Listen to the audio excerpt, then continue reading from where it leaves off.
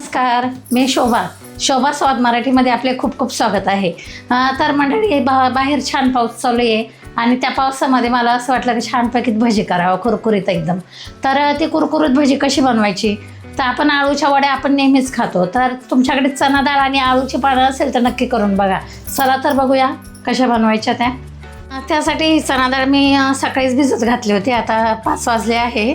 एकदम छान भिजली आहे. हे बघा, तुम्ही बघू शकता चना डाळ आपली किती छान भिजलेली आहे. आपण बेसन पीठ न वापरता ही भजी बनवणार आहोत.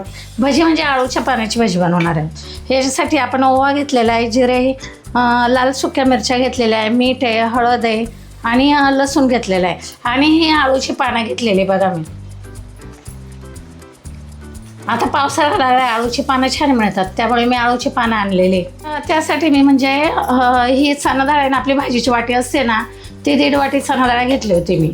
आणि त्याच्यासाठी मी बघा 6 ते 7 लाल मिरच्या घेतलेल्या आहे सुक्या, म्हणजे तिखट पण नाही, लवंगी मिरच्या आहे, असं जास्त तिखट पण नाही, फिक्क्या पण नाही आहे. आणि 2 लसणाच्या कांड्या घेतलेल्या आहे.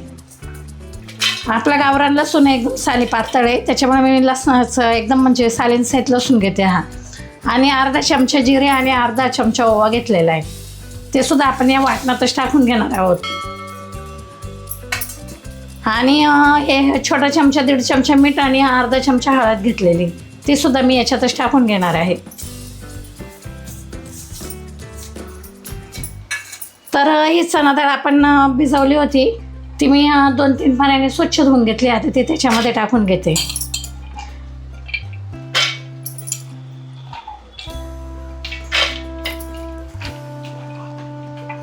मी आता हे पाणी त्याच्यामध्ये जाऊन नाही द्यायचं जास्त पाणी, कारण आपल्याला ना भजी एकदम छान कुरकुरीत करायची ना, त्यामुळे पाणी बघा मी पाणी सर्व काढून घेतलं आणि फक्त हे घेतलं. जर गरज असलीच तरच पाणी टाकायचं, म्हणजे शक्यतो गरज येत नाही, कारण आपली डाळ एकदम छान मऊ अशी भिजलेली आहे, त्यामुळे गरज येत नाही पाण्याची. तर मी आता अशीच बनवते बघा.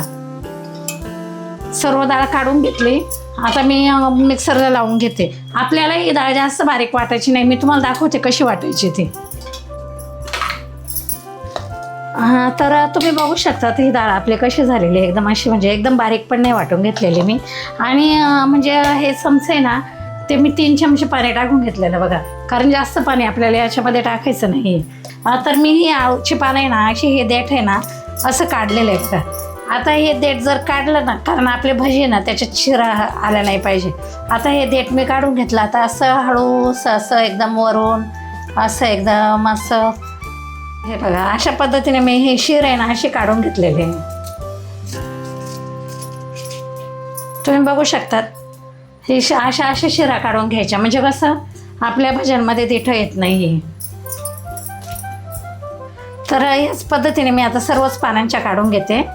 ही 2 पानं घेतलेली एकदम शिरा अशा छान काढून घेतलेल्या सुरीने कापून. आणि हे बघा मी आता ना असं एकदम असं राऊंड करून घेणार. असं एकदम आपल्याला छानपैकी बारीक चिरून घ्यायचे बघा. आता हे असं पानं हे बघा, आता मी एकदम असं बारीक चिरून घेते. जितके बारीक चिरता येईल ना तितकी ही पानं बारीक चिरायची आपल्याला. अशा पद्धतीने चिरून घ्यायचे, पातळ चिरून घ्यायचं राऊंड मारून. हे बघा अशा पद्धतीने चिरून घ्यायचं व्यवस्थित, म्हणजे भजी छान लागतात आपले, एकदम कुरकुरीत होतात भजी हे. अशा पद्धतीने चिरून घ्या. आता मी ना कढईमध्ये थोडंसं तेल तापायला ठेवते. असं तेल गरम करून घेऊ आपण भाज्यांसाठी. मी ही लोखंडी कढई आणलेली, कारण माझी कढई जुनी खराब झाली होती. ही लोखंडी कढई आणली. आता म्हटलं पावसाळ्यात आपल्याला तळण जास्तच होणार, त्यामुळे मी घेऊन आले. तुम्ही बघू शकता ह्या पद्धतीने मी असे पानं आपले कापून घेतलेले, असे बारीक व्यवस्थित कापून घेतलेले बघा. तुम्ही बघू शकता अशा पद्धतीने पाने कापून घ्यायची छानपैकी. असं एखादं चुकून जर मोठं राहिलं ना, तर तुम्ही अशी पण पुन्हा सुरे फिरू शकतात, म्हणजे कसं एकदम असं व्यवस्थित कापून घेतलं ना छान लागतात हे पानं. हे बघा अशा पद्धतीने मी कापून घ्यायचं. असं एखादं अर्ध जर चुकून राहिलं आपल्याकडून तरी पण. आता मी काय करणार आहे, ही डाळ आपण याच्यामध्ये ना सर्वच टाकून घेतलेलं आहे. मिरची, मीठ, डाळ वगैरे सर्वच टाकलं होतं. आता ते मी याच्यामध्ये टाकून घेते सर्व. आता हे आपण डाळ आणि ते वाटून घेतलं होतं ना, ते सर्व मी याच्यात टाकून घेते. पानांमध्ये एकदम छान होतं. आता या पद्धतीने मी सर्व डाळ काढून घेते याच्यामध्ये, म्हणजे एकदम आपण एक जीव करून घेणार आहोत. पण ही पानं आणि चणा डाळ एक असं एकदम छान एक जीव करून घेऊया याचा. ही भजी खूप कुरकुरीत होतात. तुम्ही ना या पावसाळ्यामध्ये नक्की माझ्या पद्धतीने ही भजी करून बघा. खरोखर तुम्ही कांदा भजी, बटाटा भजी सर्वच विसरून या पानांची भजी नक्कीच करून खाणार. 100% काय 200% गॅरंटी मला काही ही भजी तुम्ही नक्कीच करून खाणार. खूप छान भजी लागतात. ही एकदम कुरकुरीत आणि इतके सुंदर लागतात. ही आळूच्या पानाची भजी आणि चहा म्हणजे खरोखर एकदम इतकं छान वाटतं ना, काय म्हणजे असं खाल्ल्यावर तोंडाला चव येते का, असं वाटतं खरोखरच भजी खाल्लेली आपण. तर आता तेल तापलं आहे आपलं, मी त्याच्यामध्ये टाकून घेते. असं छानपैकी ते डाळ आणि आळूची पानं व्यवस्थित अशी एकजीव करून घ्यायची आपल्याला बघा. आणि हे चमच्याने आपलं होत नाही व्यवस्थित, आपण हातानेच करून घ्यायचं. कारण चमच्याने ना कसं पानं एक साईडला डाळ एक साईडला असं होतं कधी कधी. मग त्यासाठी ना आपण हातानेच करून घेतलं ना तर खूप छान आहे, एकजीव होतो बघा याचा. अशा पद्धतीने मी छान करून घेतलेलं आहे, मी एकत्र करून घेतलेलं आहे बघा. आता तेल तापले का नाही बघू आपण. तर तेलसुद्धा आपलं तापलेलं आहे. मी अगोदरच तेल तापवायला ठेवलं होतं, तुम्हाला दाखवलं होतं.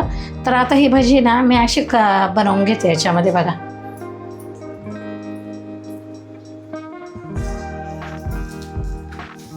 आणि ही भजी ना जास्त फास्ट गॅसवर करायची नाही, मिडियम गॅसवर करायची, म्हणजे कुरकुरीतपणा येतो छानपैकी. तर मी आता सर्वच भजी टाकून घेते आणि तुम्हाला दाखवते.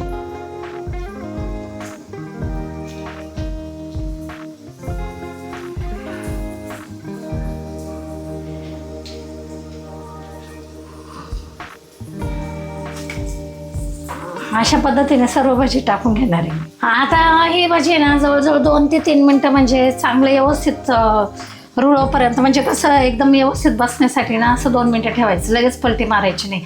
कारण आपण चणा डाळ भिजून केलेली भजी आहे आणि त्याच्यामुळे ना थोडासा वेळ लागतो, पण भजी खायला खूप चविष्ट लागतात. आपले 2 मिनटं झालेले. आता मी भजी ना अशी आहे बघा, असं थोडंसं फिरवून घेते. फिरून म्हणजे असे थोडंसं पलटी मारून घ्यायची ही भजी अशा पद्धतीने. आणि छान असं जोपर्यंत असं कलर बदलत नाही, म्हणजे एकदम व्यवस्थित होत नाही तोपर्यंत छान भजी तळून घ्यायची. थोडासा वेळ लागतो या भज्यांना, पण चविष्ट खूप होतात. तर तुम्ही बघू शकतात ही भजी किती कुरकुरीत दिसतात, बघतात ना तुम्ही, एकदम छान भजी होतात. अजून झालेले नाही आहे पूर्णपणे. आता थोडंसं म्हणजे आकार तर व्यवस्थित आलेला आहे, पण कलर थोडासा चेंज होऊन देऊ आपण, म्हणजे एकदम कुरकुरीत अशी भजी होतील बघा आपली.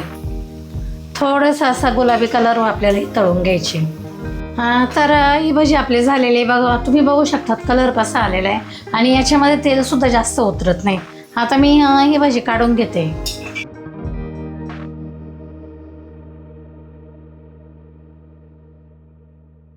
ही आळूच्या पानाची भजी इतकी छान झालेली कुरकुरीत. तुम्ही खाऊन म्हणजे खाऊन नाही खाऊन तर बघाच, पण करून पण बघा.